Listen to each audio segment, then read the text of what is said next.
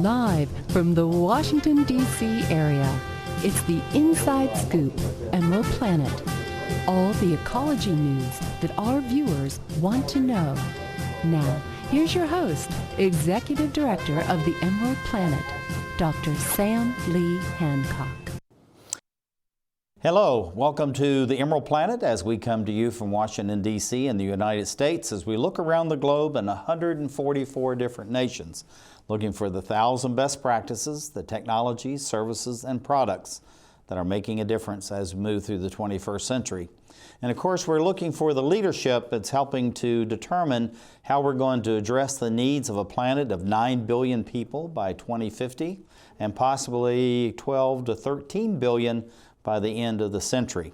And I have someone sitting right beside me who's very actively involved with youth all over the United States and looking at how they're actually being prepared to address the issues of the food, the fuel, the fiber, all the things needed by society, but also how to protect the environment, but learn it now while they're still in school. This is Lynne. She is the Director of Young Voices on Climate Change, and also she has a film series, which she's the producer, called Young Voices for the Planet. And Lynne, welcome back to the Emerald Planet. Thanks for having me. Glad to have you here. Describe a little bit to the viewers about your organization itself, and then also about the film series. Young Voices on Climate Change was created to give youth a voice so that they could speak out and that the adults could hear them. Legal Conservation Voters did a study that showed that most people get their environmental information from what their kids bring home from school, and that they're the greatest force upon them to lead a more sustainable lifestyle. So these films that I've made, the Young Voices for the Planet films, they champion youth success stories.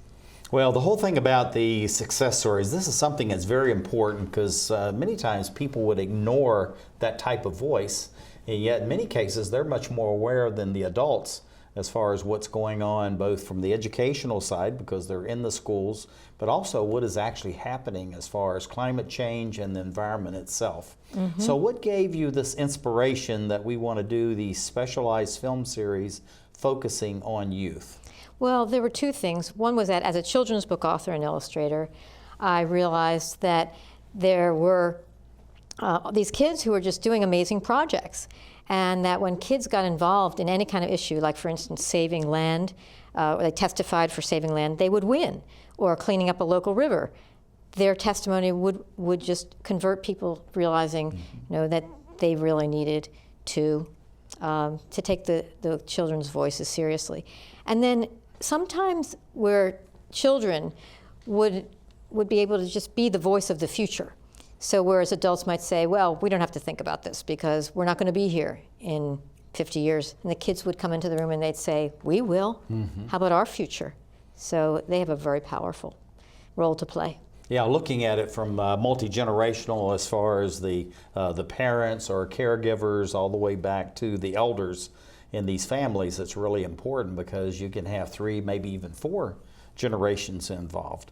So when you're looking at that, you were just talking about how the youth can go in and give testimony and be before city councils or county councils or whatever. How impactful are these? I know you say when they go in, they win, but there's got to be more to it than just that. You don't just show up and they say, oh yeah, let's go along with this idea. What goes into that so that you have whatever the adult testimony would be, and then how do the youth fold into that, or how do the adults fold into the testimony from the youth? I think youth bring a moral and ethical element to any kind of testimony. I'll give you an example. There was a town that wanted to allow more pollution to go into their local river, and the kids came and testified, and they said, we just want this river the way it was when you were kids. You could swim in it, you could fish in it, and you could drink it. And that was it. The discussion was over, and they didn't allow any more pollution in that river. And then I was involved in saving this piece of land. For 7 years, the adults were trying to get the Episcopal Church not to develop this land, to sell it, not to sell it. And the kids wrote letters to the Bishop of the Episcopal Church, and one of them was, God is going to be really mad at you. but they were really heavy, really profound letters that only kids could write. Right. And that turned the tide. They also got on Sunday Morning News with Charles Osgood. So the kids just have this they have more power than they ever imagined. Yeah, and looking at that's the whole thing about the power, and I think what we normally call is a sphere of influence. And we don't think of youth having that kind of wide network, but yet they do, both as far as face-to-face contact through their schools, but also through social media. So looking at that sphere of influence, how have you seen the youth that you've been working with and featuring in this film, or the film series, there's 11 of those now, how do you see that impacting as you're going into these communities and see just really how involved they are? Well, on many levels actually, because adults tend to be actually fearful of climate change if they understand it.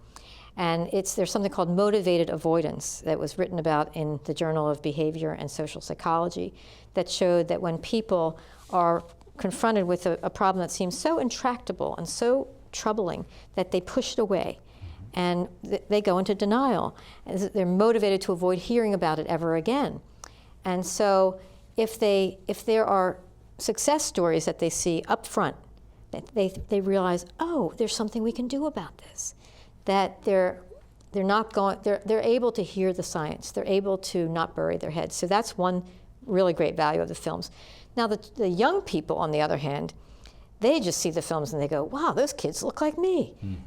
Maybe I could do that. And that's what happened in the latest film, Save Tomorrow, where 3 9-year-old girls saw the film and thought, wow, if they did that, then maybe we could do something. And then they go on to do some pretty amazing things. And that's what we're actually here to really talk about.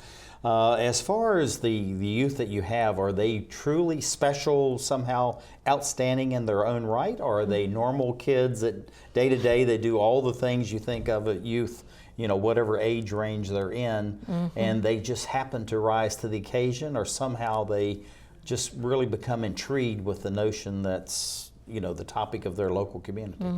You know, that's a really good question, because, and the kids get asked it all the time, are you special, or, you know, would anyone seeing these films respond this way? I've seen that any kid seeing these films has this reaction, that it's an epiphany. They say, wow, those kids did that, kids have power. And so any kid who is, you know, at all inclined to care about the world and wants to do something, once they believe that they can make a difference, will do that. In fact, there have been studies that show that the one thing that keeps people from actually taking action is the belief that they can't do anything.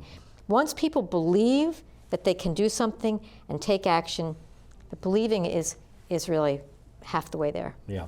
Looking at this whole thing, and let's continue on this topic right now, as the youth become involved, whatever that may be based on, you know, the various films that you've done, how then are the parents and the extended family members and even the community members becoming energized and are supportive of all this as the youth become more energetic and more interested in the topic? That's been one of the most enjoyable parts of this. For instance, in the movie Dreaming in Green, there were 4 girls who learned that of all the coastal cities in the world, Miami would suffer the greatest economic loss. So they did an energy audit of their school. They ended up saving their school $53,000. But before they actually saved their school that much money, one of the girls had a father who was rather conservative and just thought this green stuff was, you know, forget it. But then when they saved the school $53,000, he said, now you're speaking my language. And he went and traded out his air conditioning units for Energy Star. So I think that's a really important story, because that shows someone who's, you know, not really green person, environmental person, but is coming at it from a monetary point of view.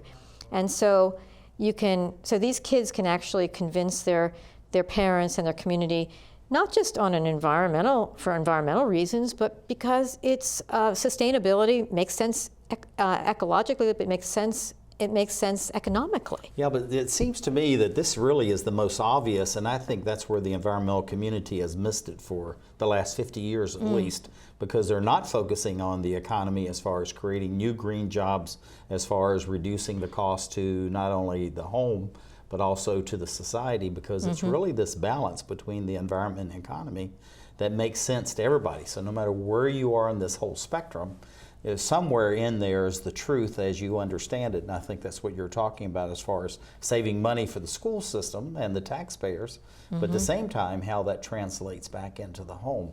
So looking at the extended families and others within the communities, what is some of the things that you're seeing as far as maybe friends of the people?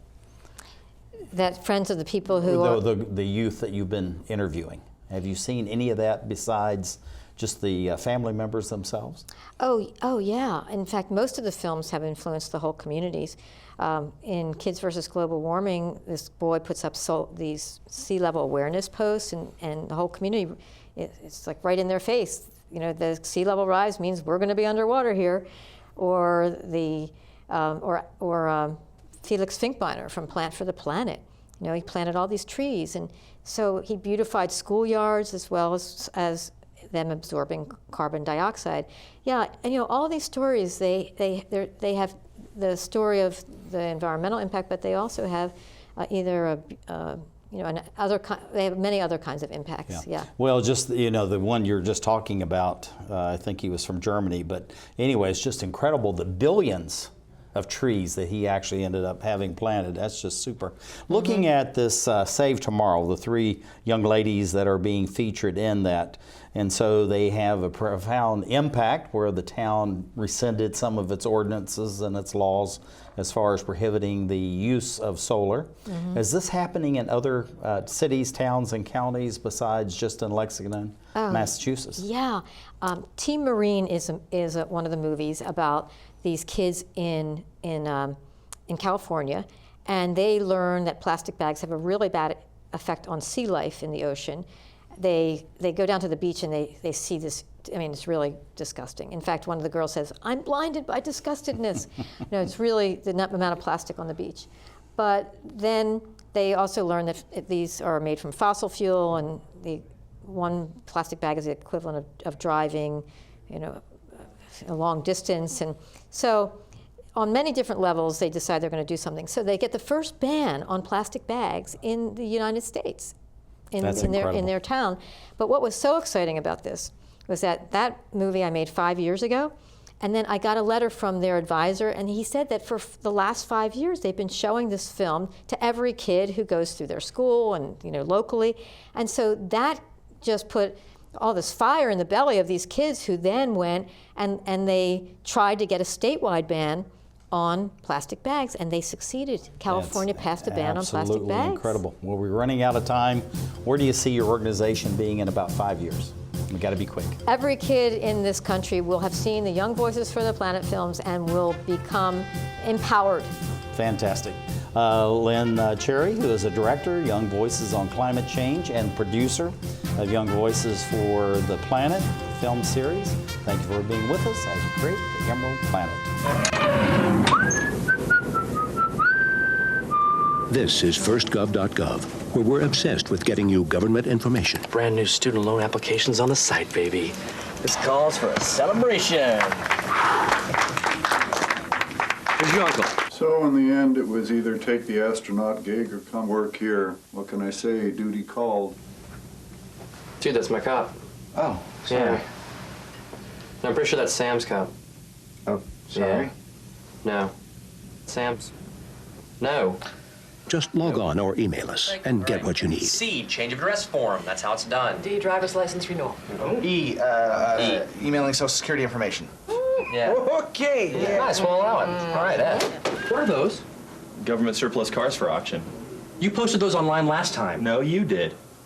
I'm posting them online this time. For all your government information, firstgov.gov. Oh, what have we got here? Sometimes you feel tired. You can't seem to lose those extra pounds off your midsection. And your joints hurt when you take the stairs. Well, you're getting older.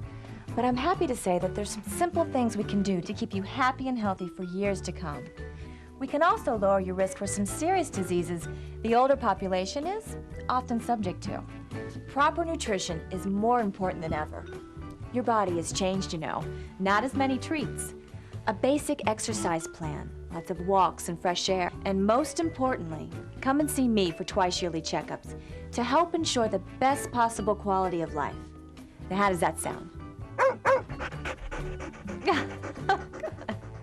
Good boy. Improve the quality of life for your elderly pet. Schedule twice yearly checkups that include preventive care and regular lab work. A message from the veterinary members of the American Animal Hospital Association.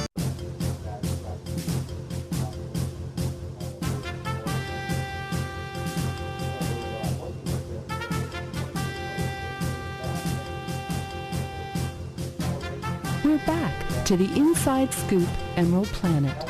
Here again, your host, Dr. Sam. Hello and welcome to the Emerald Planet. As weekly we look around the globe and for 1,000 best practices, the technology, services, products, and of course the people that are making a difference as we move through the 21st century. And we were looking at having about 2 billion new people on the planet by 2050. How we're going to be able to take care of all these people so that we have an increased quality of life, but at the same time to be able to protect the environment. We have 3 young ladies that are going to be coming on and talking about the work that they're doing in Lexington, Massachusetts. Right beside me, who is our special guest, this is Lynne Cherry. She's the director of Young Voices on Climate Change and producer of Young Voices for the Planet film series called Save Tomorrow. And we have these photographs of the 3 young ladies, but they'll be coming on by Skype. We have Alice Van Eren, Evera. Mari McBride, and Lily Georgopolus. And they are youth leaders of Lexington, Massachusetts, as featured on Save Tomorrow film with Lynne Cherry. So, ladies, are you here by Skype? Yeah. Okay, Alice, how are you? I'm fine, thank you. How are you? Good to see you. And Mari, you're sitting in the center. Say hello. Hi. Okay, good to see you. And then Lily, thank you for being with us and welcome. Thanks. Glad to have you. Thank you for having us. We're glad to have you. Alice, let's start off with you. Tell us a little bit about your town and just describe it for us. Lexington, Massachusetts, a very beautiful place. Saw many photos today of that. Tell us about it. Yes, it is very beautiful, and there's lots of forests here and lots of nature, so that's part of what makes us want to help the environment because it's all around us here. Tell us a little bit about the history of your town. There's something very special about your area of Lexington, Massachusetts. What's your motto? Well, the Revolutionary War started here, and like the first shot was fired, and this was where everyone started rebelling against the king. So that's what's important about our history here. Yeah, I think it's called the cradle, right? Mm-hmm. The cradle of the society here. So that's absolutely excellent. Mari, you became close friends. You worked together as a team on this particular film. Tell us a little bit about how you selected or came together as a team, and how did you bond? Because I can tell by the energy and the way that you interact with each other, you really like each other and you get along very well. Tell us about that. Well, I think what draws us together is our passion for what we're doing, because as she said, it's all around us, and so I think that's what keeps us has us together. But also, what also really keeps us together is our friendship, because, yeah. Oh, that's fantastic. Well, tell us, how did you become interested yourself, Mari, as far as the environment, and why would you take all this personal time to be involved as far as going before town council and learning about solar energy and all that? That takes a lot of time.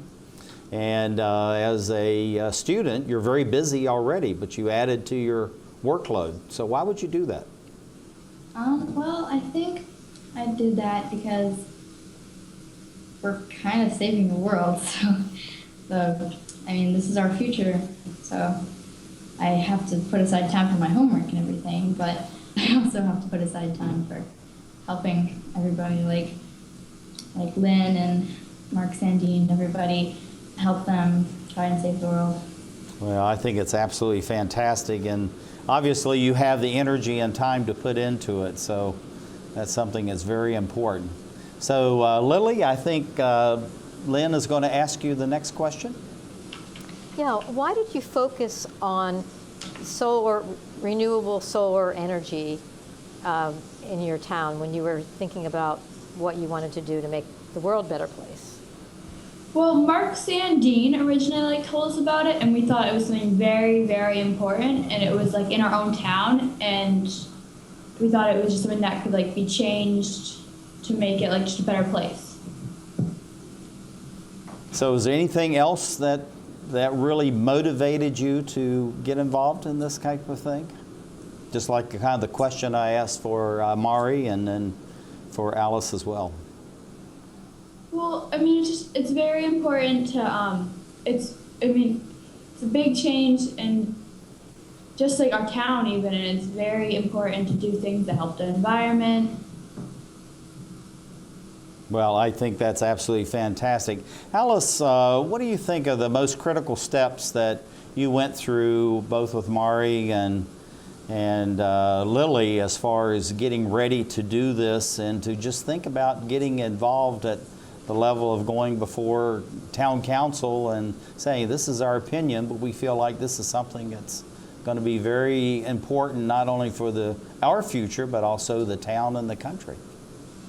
I think that something that's really important that you have to do if you want to get involved is you have to find the people who are already doing things and who are leading the movement around you so that you can kind of join the team and help them because they've already got a head start and you can help them out and like help change things in your area. Just following up on that idea of change, why do you think that change is so important? Why not just let things stay the way they are?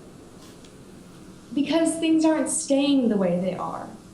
So if we just don't do anything, it's going to change, but not in the way we want things to change. It's going to get worse. So there's no way we can keep things the way they are. That's an excellent point. That's exactly the idea. It's either going to change one way or the other, right? It's either going to become much more positive and much better, or it's going to become more negative and worse as far as the environment. So, very good point. Thank you for sharing that. Mari, how did you encourage your parents, your family, even your friends to become involved and get excited and want to learn more and do more as far as this idea of bringing solar energy into Lexington, Massachusetts?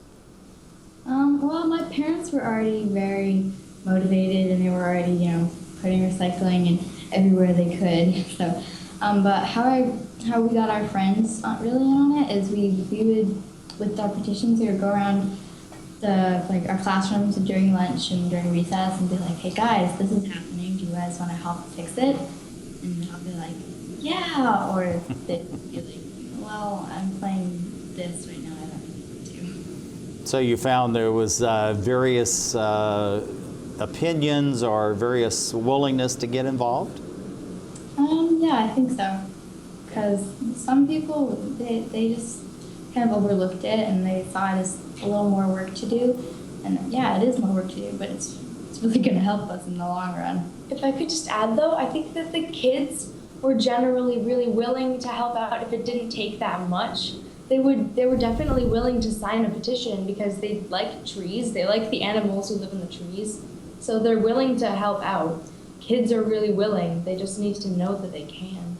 And there are little things you can do in your house, recycling, to help make a difference. Yeah, that's fantastic. Mari, back to you. What about the faculty members at your school? Did you talk with them to see what their opinions were and how they could get involved? Well, really in the beginning when we were going around during recess and during lunch and everything and talking to kids about global climate change, I think the recess aides and the adults at our school, they were being like, guys, stop, don't, because they thought we were scaring them or something, I guess. But they were very trying to keep it hush-hush because they didn't want the kids hearing about this. Oh, is that right? That's very interesting. Lily, just following up on this question as far as involving your friends and family, maybe even faculty. Are you in different classes from Alice and Mari, or are you all in the same class? Well, when the film came out, me and Alice were in the same class, and Mari was in a different class. But now we're in middle school, and we're all on the same team. And some of the classes were together, but others we aren't. Mm-hmm.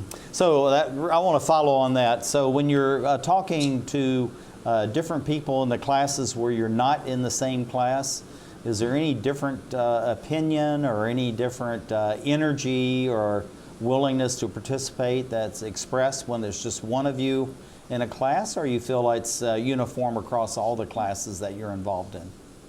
Well, I think sometimes when there's like all three of us and stuff, like they're like more interested because there's more people, and they're like, oh, well, it's not just one person doing something. There's multiple people who think it's important, and not just one person who thinks it's important. So that was going to be the next question. So Lily, you feel like that having a team definitely helps as far as to promote a particular idea or opinion as far as within the school and the community? Definitely. I think working together, working with your friends, and working with other people who want to make a difference is very helpful, and it's motivating too. And everything's easier when you're working as a team. That's great. Alice, just following up on that same question, what is your opinion as far as working at a team? What do you think you actually got out of that experience that maybe goes beyond just this very tangible result of having the solar energy developed within Lexington? What personal things maybe that you got out of it, or maybe you've learned that you can carry forward as you go through school and on into university? I think that working as a team has made me feel a lot more like I can do things. When you're on your own, it's a lot more stressful, and you feel more scared, and you feel like you're completely alone in all of everything. And really, you're not. But having a team helps you know that everyone's in this together, and we can all make a difference. That's fantastic. Lynn, this question's for you, so you didn't get off the hook. Looking at the responses from the three ladies that we have with us, very good, insightful bits of information to share with the audiences out there. But what do you see as far as motivating and creating more teams, or encouraging more teams like this all over the United States and around the globe? Well, I think this film can go a long way to do that. Every place we've shown it, that we see that it's an incredibly effective film. And at the end of the film, Mari says, find your team, find your passion, find your power. That's incredible. Can you say that one more time? Find your team, find your passion, find your power. And those are their words. That's great. Thank you for being with us as we create the Emerald Planet. Too many women get hit by their boyfriends and husbands. Too many women are pressured into having unprotected sex. Half of the people in the world living with AIDS are women. It doesn't have to be this way. Together, we can change this reality. Let's strive for a world free of violence.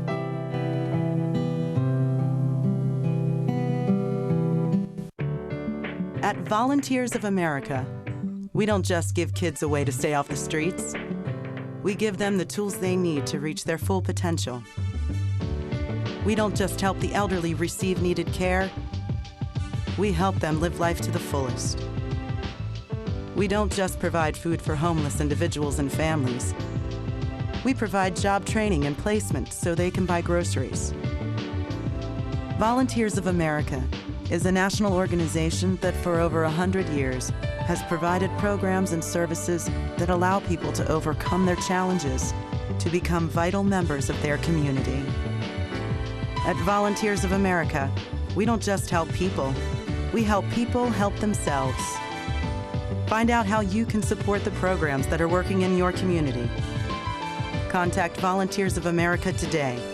Call 1-800-899-0089.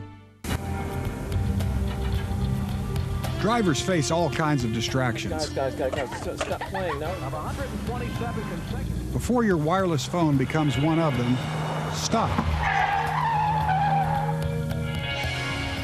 Drive safely. Keep your phone in easy reach and dial sensibly. In bad weather or traffic, call later and use a hands-free device. Remember, with wireless, safety is your call.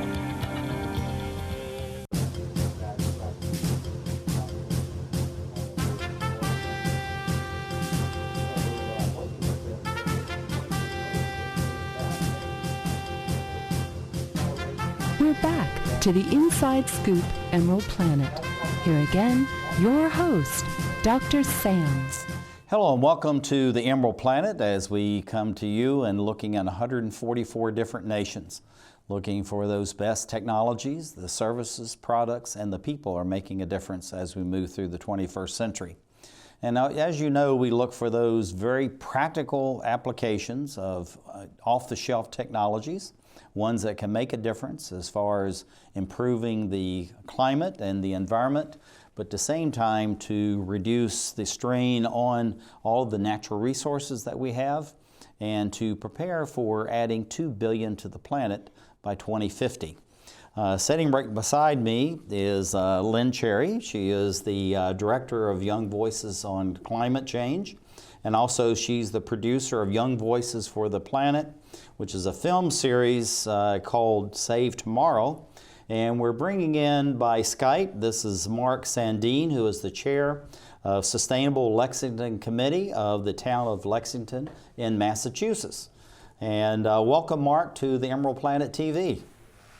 Well, thank you for having me. I'm glad to have you here. It sounds like you're doing some very exciting things through this Sustainable Lexington Committee. Share a little bit about your committee, but also, if you don't mind, a little bit about the town itself. Well, sure. Lexington is known for being the start of the American Revolution, and so we think of ourselves as at the forefront of a lot of different things. And one of those might be the energy revolution as well.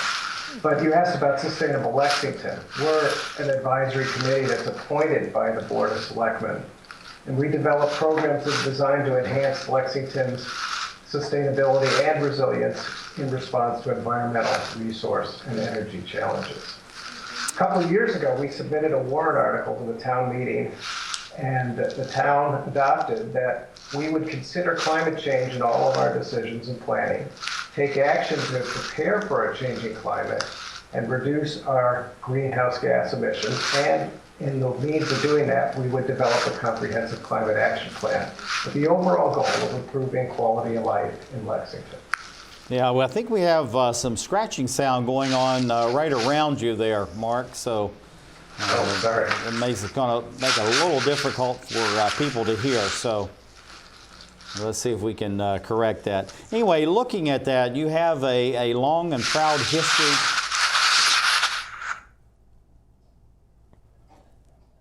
All right, let's see what we have. That? Much better.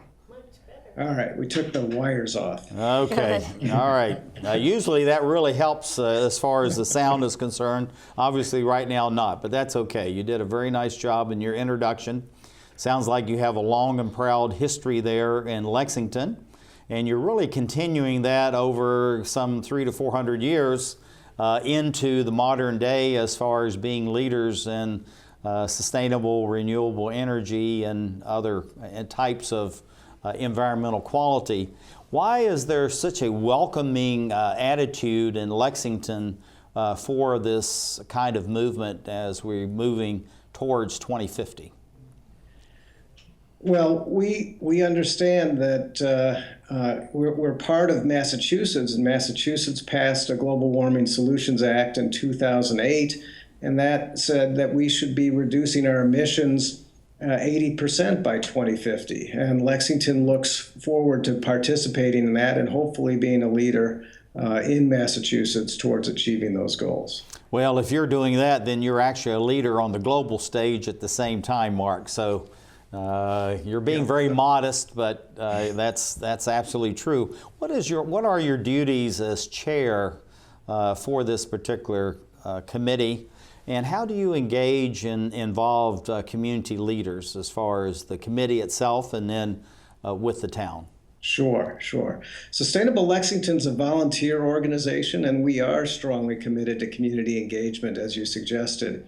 What we do is we use our climate action plan, and that is used as a framework to set priorities in the town. We have 10 different sectors we look at, including energy, buildings, public health, water, and transportation. And the town is blessed with a large number of very active and committed groups who care deeply about these issues. And in many cases, they're quite active in these areas. That includes town boards and committees, advocacy groups, environmental groups, and faith communities. And we work with each of these groups to raise awareness and build consensus around climate action. Well, it sounds like you have a very active outreach effort going on there in Lexington, Massachusetts. And if you have all those various stakeholders, that really attests much to your leadership as far as chair of this committee. Now, how do you reach out to these people? Are you using social media, through traditional print-based? How do you actually involve people? Mainly it's face-to-face. Okay. We have a lot of different groups that have regular meetings, and we will go and meet with them and give them a little bit of a perspective on what we see as the challenges coming down the path. And oftentimes they have goals that are in significant alignment with what we're trying to accomplish as well. That's wonderful. Well, you know, we have our mutual friend and colleague here, Lynne. So Lynne, why don't you ask the next question? Yeah, Mark, why in the world did Lexington have a law against solar panels on town buildings? Well, the law that actually prevented the town from putting solar on our rooftops was not a law preventing solar per se. It was just a law that said that the town could not engage in contracts that are longer than 5 years. And so the way that solar is typically purchased these days is with 20-year power purchase agreements. And so what we needed to do was we needed to amend the bylaw to allow the town the option to enter into these types of long-term agreements to purchase solar electricity. So it was a little bit better than it sounds. Well, thank you for sharing that. We know that we have 3 young ladies that are very active leaders that came and spoke at your town council meeting about rescinding some of these restrictions and getting involved. So why did you reach out or have involvement from students in this whole effort? Usually you think about adults leading the charge in these areas, but yet with what Lynne was doing as far as this film that she created, highlighting these 3 students, that you really involved them in a very profound and significant manner. Well, I was speaking at a local faith community about Sustainable Lexington's climate action plan. And Alice approached me after the talk to find out more about our plans to put solar on her school. She told me about Save Tomorrow and asked what action Save Tomorrow could take to support solar on her school. And this was about a month before town meeting's planned vote on the solar bylaw change. And I suggested that they should come to town meeting and speak on behalf of their fellow students, because I was pretty certain town meeting would really appreciate it. They agreed, and the rest is history. Yeah, that's absolutely incredible. And Lynne, looking at the 3 young ladies that you had involved in this, how were you able to make contact, identify them, and just as Mark was saying, and the rest is history. How did all this unfold? Well, they had seen the Young Voices for the Planet films, the series. That's the 10 other films. And then their dad actually got in touch with me and told me what had happened, that they had testified and that the law got, got overturned. And I thought, wow, this would make an incredibly good story. And I loved the fact also that they had quoted Dr. Seuss, unless someone like you cares a whole awful lot, nothing's going to get better, it's not. It was just so sweet. And so I approached them to see if they would be interested in having me do the film.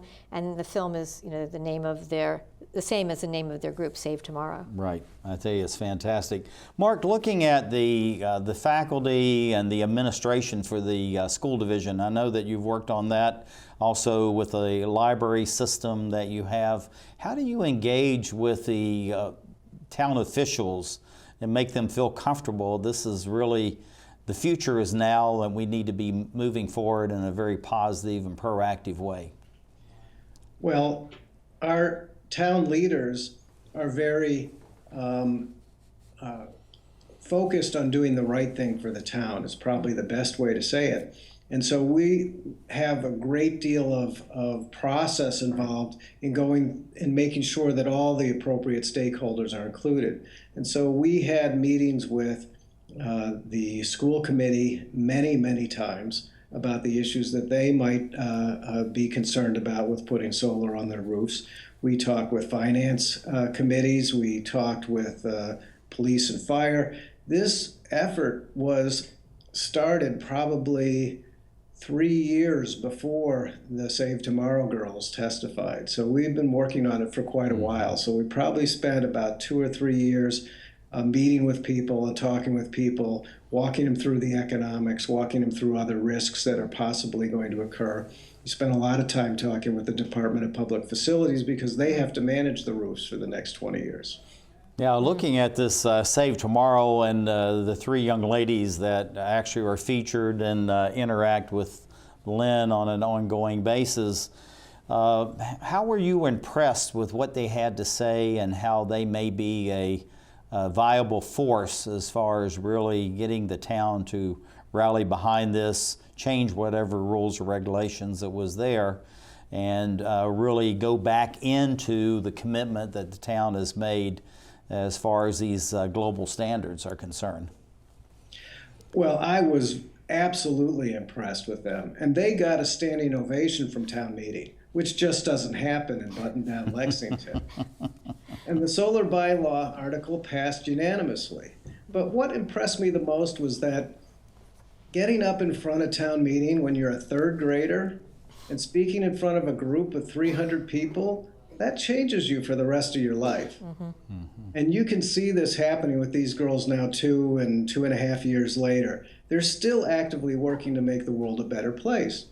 Earlier this year, they presented a petition signed by their fellow students to the Board of Selectmen on another solar project in town, about double the size of the ones that went on their schools. That's going on the town's landfill, and they're just getting started. No, I tell you, it's incredible. We just absolutely ran out of time. This is so fascinating. We may have to follow up on this. But can you take just a very quick snippet about the impact as far as having the solar in the town? And we have to be quick. Sure.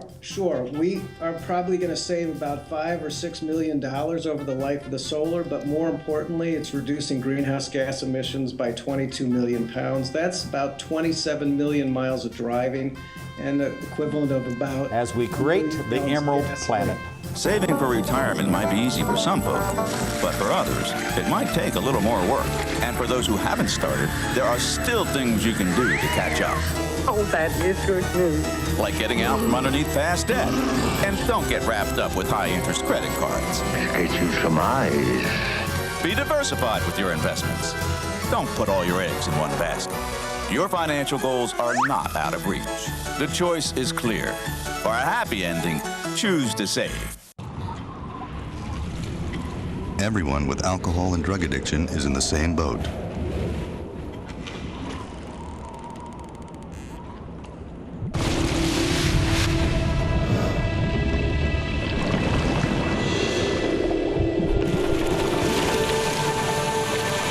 With treatment, you can find solid ground.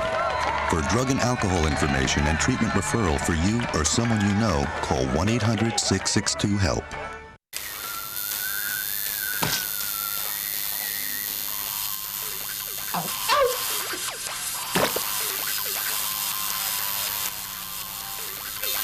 Dude, are you sure you want this tattoo? Because just do it.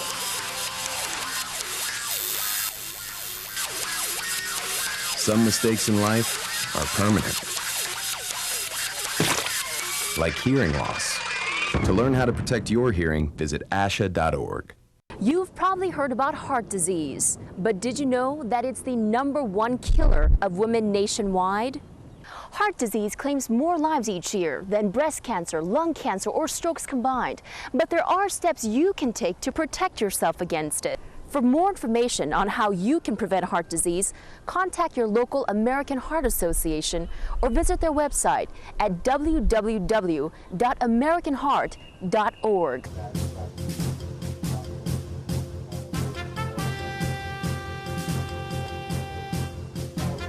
We're back to the Inside Scoop Emerald Planet.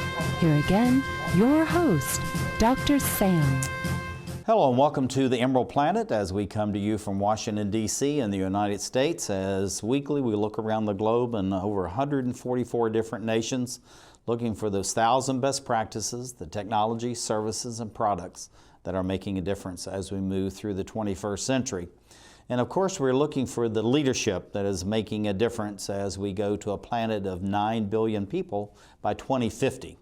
And so how do we provide the food, the fuel, the fiber, all the basic infrastructure that's needed? And we have two people. One sitting right beside me is Lynne. She's the Director of Young Voices on Climate Change.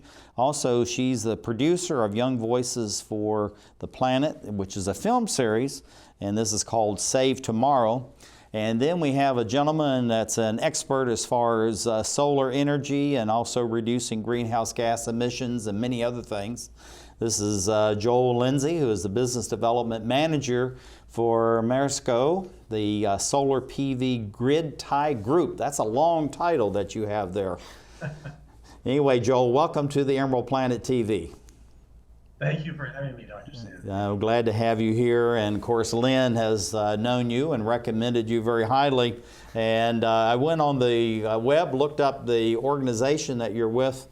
Sounds like you're doing very fine work. So tell us a little bit about your organization and the different types of technologies as it relates to solar and how that really can help a locality like the Lexington, Massachusetts, where you are. Well, we're an organization that does a lot of different things in energy. Ameresco is an energy services company, and our group at Ameresco is focused on solar PV applications. And what we really like to do and do a lot of is we work with municipalities and really work with them for them to meet their goals in achieving and developing renewable energy in their communities. And we do that by basically providing a full service suite of services to develop projects. That means starting them from the very beginning, getting them developed and permitted, and then also offering financing and building the projects and operating them. And I was just going to say, Ameresco is really, it's a large company and goes across the entire United States. And it's a vertically integrated company because you're talking about the technologies. It looks like you're also doing research on special projects, plus the funding. So how do you fit all that together as a large organization so that it benefits local governments, which we're focusing on here right now, but also as far as private industry and maybe even to residential projects? It's definitely challenging. We actually do a lot of different things, and we try to really work across our different groups that not only develop projects, but like you said, are doing really developmental research, looking at things like what's really coming in the solar industry, which is storage. We're really looking closely at that, looking at ways of bringing that to municipal governments, even for purposes of resiliency. That's a very important thing that a lot of local governments are looking at, certainly in the Northeast. And so we are a fairly large organization. In fact, what Ameresco has done historically has been a lot of energy efficiency work, which really is a great match with our work on solar. So we kind of have a dual purpose. We really like to work with municipalities and governments on energy efficiency, and then basically distributed generation, which is solar, and it can be other types of distributed generation, and things like storage, which are new. Yeah, we're doing that in Washington, D.C., working in one of the economically challenged areas, looking at solar for low-income families. But first of all, actually doing the energy testing and seeing how tight the homes are and how energy efficient they are. Address that first, because there's no reason to put solar on something that really does not have good energy efficient technologies already built into it. And I was impressed with that, how you really look at it first from the energy efficiency of it, and then how you match that with the solar and renewables. So we really commend you for doing that. But why would a town such as Lexington, Massachusetts, which we're talking about here, why should they be involved in having solar energy for town buildings and promoting this among the citizens within the township itself? Well, that's a great question. What we see, and what I've certainly seen, is that local communities can really make a difference. They can really set a great example. Local governments, they can set a great example for their citizens who are often looking, to see that there's some kind of concrete action being taken in terms of more sustainable living practices in general. And so you couple that, and you've certainly seen a great amount of work on that with Lexington, with Mark and his group, and the work by the students. You couple that with the ability to actually save on operational costs, and it's a pretty powerful incentive for towns, and it really does make a difference in more than one way. The other thing I'll just quickly mention is that, what I see is that there's not as much coherence in terms of energy policy at the national level. Local and state governments have to take the initiative. Yeah, and that's one of the things. We have many delegations coming in, really from mostly of the 54 countries across the African continent, China, India, and other places. And of course, they're very central government centric, and so they ask about what's going on in the United States. And I always tell them you have to look at the local and state governments, and you'll find there's just literally thousands of activities and projects going on instead of looking at the federal level. Lynn, why don't you ask the next question? So how does the installation in Lexington compare in size with the other installations throughout Massachusetts? Well, actually, the Lexington project is one of the bigger projects on schools and town buildings in the state of Massachusetts. We've done a lot of work for towns, certainly in Massachusetts, and we've got some of the largest town projects in Massachusetts. I think Lexington is third in terms of its size. So it's a combination, as you might know, it's a combination of several smaller projects, but in aggregate, it's a very significant project, and really, you have to commend the town of Lexington for their drive in getting it done. Yeah, that's incredible. I want to follow on with that, but going back to this funding notion, many times, particularly with local governments, specifically sometimes even state governments, funding, of course, is always an issue. So looking at your company where you have all this integrated into the systems that you have as far as funding along with the technologies, how can you help a town like Lexington be involved in something like this if they even need outside funding?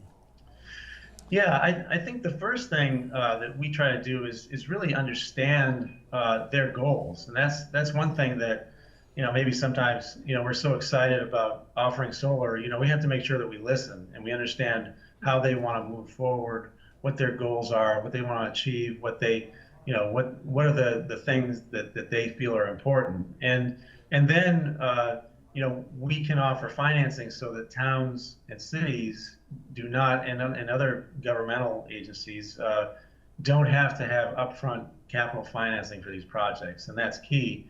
And as you probably know, in fact, it's in some ways less advantageous the way the incentive structures work for the towns and cities to actually fund them themselves, because they can't take advantage of all the incentives, including the tax incentives.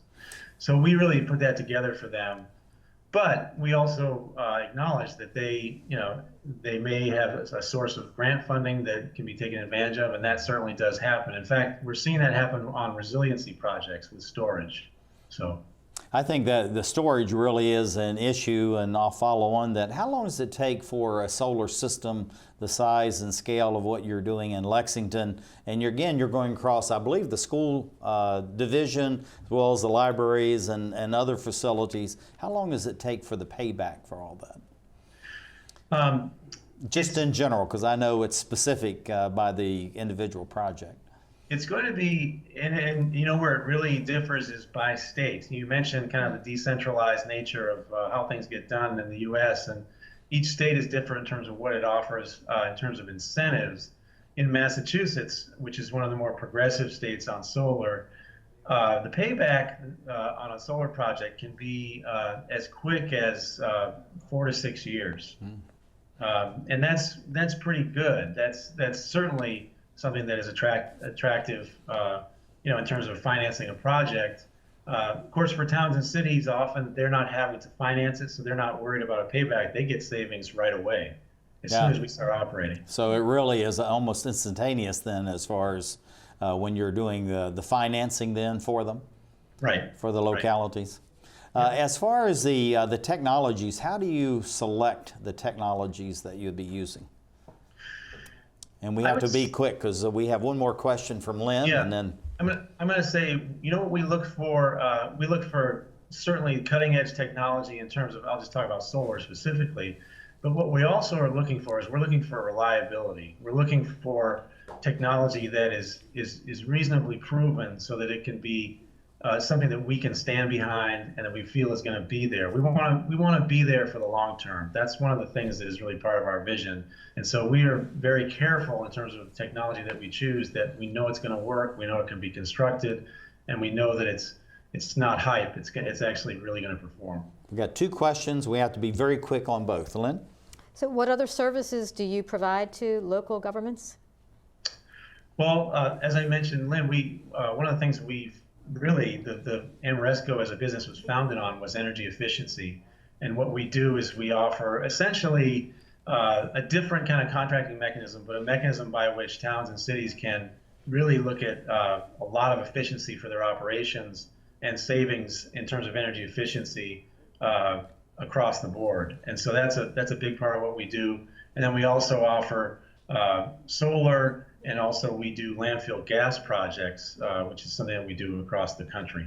Well, I think that's fantastic, Joel. I think you really answered both questions in one, so thank you for doing that. Thank you for being with us. This is Joel Lindsay. He is the Business Development Manager for the Ameresco Solar PV Grid Tie Group.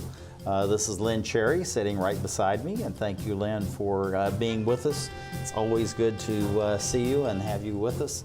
And I think the work that you're doing as far as all these films is absolutely just fantastic. And we certainly encourage you and want you to keep up with all of that as we create the Emerald Planet.